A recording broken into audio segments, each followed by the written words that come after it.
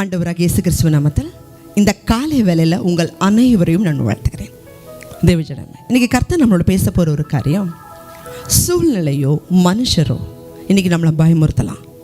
ஆனால் அவைகளை பார்த்து நம்ம பயப்பட வேண்டிய அவசியம் இல்லை. ஏன் அப்படின்னா, அந்த பிரச்சனையை விட நம்மளோட இருக்கிற கர்த்தர் பெரியவர். இன்றைக்கி ஸ்கூல் குழந்தைங்களில் இருந்து இன்றைக்கி நடுத்தர வயது முதியவர்கள் வரைக்கும் இந்த பயம் அப்படிங்கிறது யாரையுமே விட்டு வைக்கிறதில்ல. எல்லா தரப்பு ஜனங்களையும் ஏதோ ஒரு பயம், வறுமைங்கிற பயமாக இருக்கலாம், தரித்திரங்கிற பயமாக இருக்கலாம், கடன்கிற பயமாக இருக்கலாம், வியாதிங்கிற பயமாக இருக்கலாம், பிரச்சனைங்கிற பயமாக இருக்கலாம், ஏதோ ஒரு பயம் ஒவ்வொரு மனுஷரையும் ஆட்டி படைக்குது. ஆனால் இன்றைக்கி பரிசுத்த வேதாகமத்தில் கர்த்தர் நம்மளோட பேச போகிற காரியத்தை வாசிக்கலாம். ரோமர் புஸ்தகம் 8ஆம் அதிகாரம் 15வது வசனம். அந்தபடி திரும்பவும் பயப்படுகிறதற்கு நீங்கள் அடிமைத்தனத்தின் ஆவியை பெறாமல் அப்பா பிதாவே என்று கூப்பிட பண்ணுகிற புத்திர சுவிகாரத்தின் ஆவியை பெற்றீர்கள். நீங்கள் பயப்படுறதுக்கு அடிமைத்தனத்தின் ஆவியை நீங்கள் பெறலை, மாறா அப்பா பிதாவின்னு சொல்லி கூப்பிட பண்ணுகிற தேவனுக்கு பிள்ளைகளாக இருக்கக்கூடிய அதிகாரத்தை நீங்கள் பெற்றிருக்கீங்க. அதனால் நீங்கள் பயப்பட வேண்டிய அவசியம் இல்லை. இப்போ ஒரு ராஜாவுடைய மகன் ஒரு தேசத்தில் எல்லா ஆளுகையும் அவருக்கு இருக்கும். அவர் போய் ஒரு சிறைச்சாலையில் இருக்கிற ஒரு கைதிக்கு பயந்தா அது அவருடைய அறியாமைன்னு தான் நம்ம சொல்லணும். அதே போல் இந்த உலகத்தில் தேவனுடைய குமாரனாக இயேசு கிறிஸ்து பாவத்தையும் சாபத்தையும் சாத்தானுடைய தலையும் சிலுவையிலே நசுக்கிட்டார். இன்றைக்கி அவருடைய பிள்ளைகளாக இருக்கும்படியான அதிகாரத்தை தேவன் நமக்கு கொடுத்துருக்கும் பொழுது உலகத்தில் சிறிய காரியமோ பெரிய காரியமோ எதற்கும் நீங்கள் பயப்பட வேண்டிய அவசியம் இல்லை. தானியேல் புஸ்தகத்தில் இதற்கு சான்றா நம்ம 4 வாலிபர்களை குறித்து வாசிக்க முடியும். தானியேலை சிறைப்பிடித்துட்டு கொண்டு போன தேசம் இந்த பாபிலோன். நேபுகாத்நேச்சார் எருசலேம் மேலே படையெடுக்கிறாரு.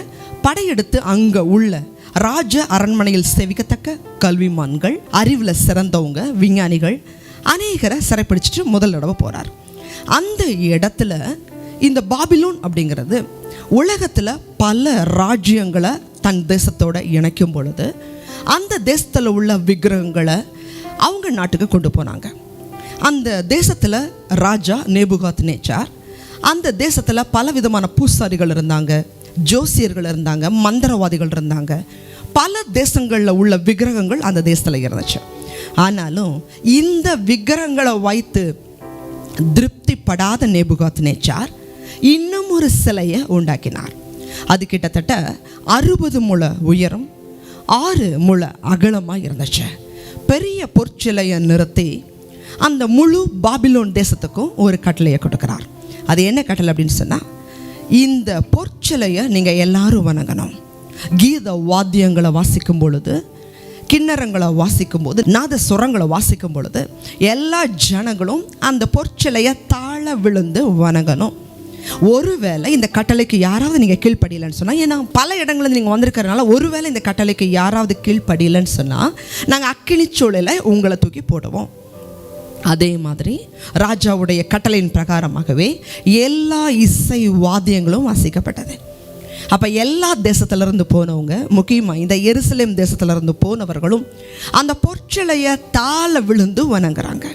அப்படி தாழ விழுந்து வணங்கும் பொழுது இந்த 3 வாலிபர்கள், சாத்ராக், மேஷாக், ஆபேத்நேகோ, இந்த 3 வாலிபர்களும் அந்த பொற்சிலையை வணங்கலை.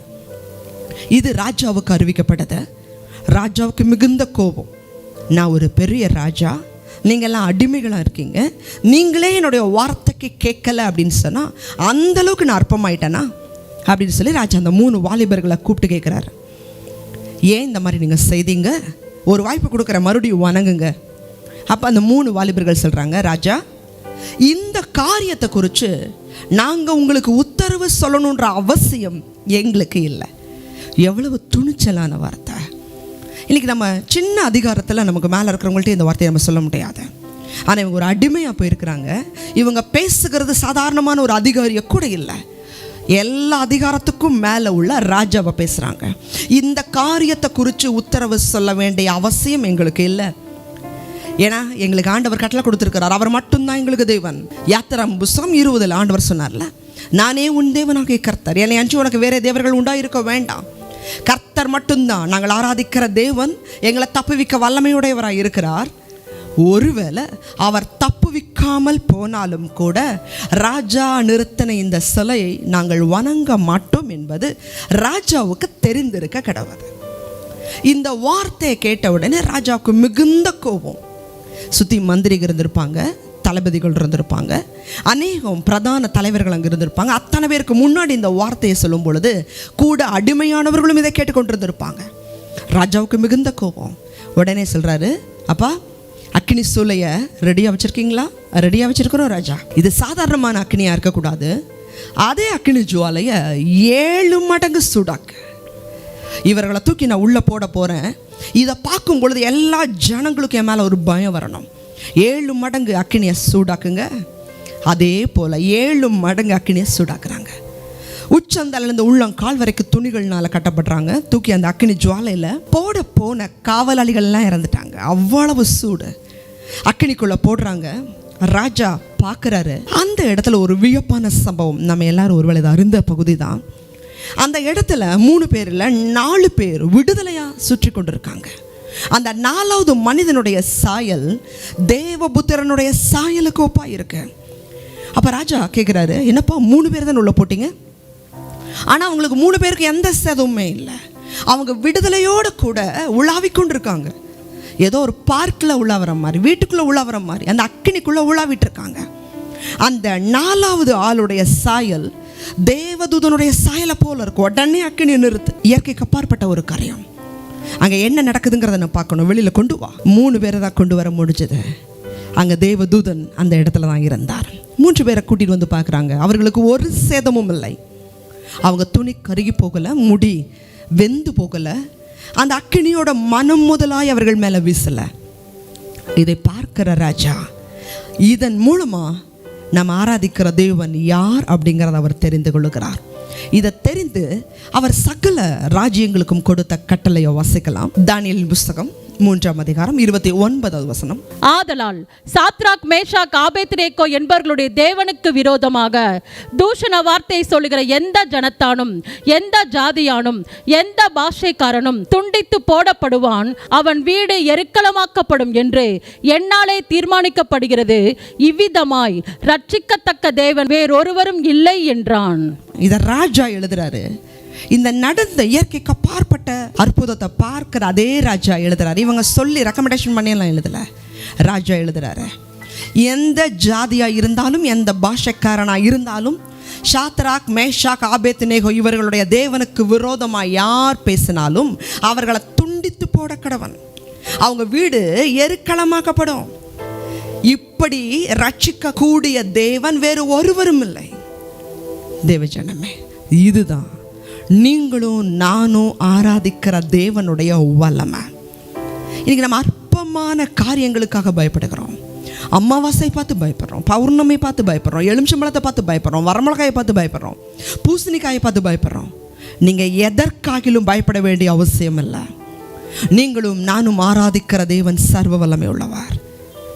ஏதாவது ஒரு மனிதர்கள் பயமுறுத்தலாம், வேலை ஸ்தலத்தில் பயங்கள் இருக்கலாம், எதிர்காலமே உங்களுக்கு ஒருவேளை பயமாக தெரியலாம். என்னுடைய பிள்ளைகளுடைய எதிர்கால வாழ்க்கை குறித்து எனக்கு பயமாக இருக்கு. தேவஜனமே, உபவாசம் பண்ணுங்க, ஜெபம் பண்ணுங்க. அவருடைய கட்டளைக்காக யாரெல்லாம் வைராக்கியமாக நிற்கிறோமோ அவர்களுக்காக தேவன் வைராக்கியமாக நிற்பார். ஆனால் எத்தனையோ எருசலேமில் இருந்து கொண்டு போனவங்க இருந்தாங்க. அவர்கள் காட்டாத பக்தி வைராக்கியம் இந்த 3 பேருக்கு இருந்துச்சு. நாங்கள் ஆராதிக்கிற தேவன் எங்களை தப்புவிக்க வல்லமையுடையவராக இருக்கிறாரு. ஒருவேளை தப்புவிக்காம போனாலும் நாங்கள் ஆண்டவருடைய வார்த்தையை மீற மாட்டோம். இந்த சத்தியத்துக்கு கீழ்ப்படியக்கூடிய ஆசீர்வாதம் வேணும்னா மட்டும் இல்லை, ஒருவேளை எனக்கு ஆசீர்வாதம் இல்லாமல் போனாலும் கர்த்தருடைய வார்த்தையின்படியே நடப்பேன் அப்படிங்கிற ஜனங்களை தேவன் இன்னைக்கு தமக்காக தெரிந்து கொள்ள விரும்புகிறார். அப்படிப்பட்ட ஜனமாக நீங்கள் மாறுவீங்களா? இன்னைக்கு ஆண்டவர் சொல்கிறாரு, ஆசீர்வாதத்துக்காக மட்டும் நீ கீழ்ப்படிய வேண்டாம். ஆசீர்வாதம் வருதோ வரலையோ நீ ஆண்டவருக்காக கீழ்ப்படிஞ்சு பாரு. ஆண்டவர் நாமத்துக்காக நீ வைராக்கியமாக நினைப்பாரு. நான் வேலை ஸ்தலத்தில் லஞ்சம் வாங்க மாட்டேன், என் குடும்பத்தில் நான் பரிசுத்தமாக இருப்பேன், போதை வஸ்தை எடுக்க மாட்டேன், என் கண்கள் பரிசுத்தமாக இருக்கும், என் காதுகள் பரிசுத்தமாக இருக்கும், என் இருதயம் பரிசுத்தமாக இருக்கும், என் குடும்பத்தில் கர்த்தருடைய வசனத்துக்காக வாழுவேன், கர்த்தருடைய வசனம் என் வாழ்க்கையில் பிரதிபலிக்குன்னு சொல்லி நீங்கள் வைராக்கியமாக இருந்தால் எதை குறித்து நீங்கள் பயப்பட வேண்டிய அவசியம் இல்லை. முழு பரலோகமும் அவருடைய தூதர்களும் உங்களுக்காக, உங்கள் பிரச்சனைக்காக நிற்பாங்க. சூழ்நிலை பயமுறுத்துதா? மனுஷர்கள் பயமுறுத்துறாங்களா? கர்த்தரை பிடிச்சுக்கோங்க. நீங்களும் நானும் ஆராதிக்கிற தேவன் நமக்குள்ள பெரியவராக இருக்கிறார். ஜெபிக்கலாம். அதிகமாக நேசிக்கிறீங்களா அன்புள்ள ஆண்டவரே? இந்த பயம் சாத்தானுடைய ஒரு ஆயுதம்.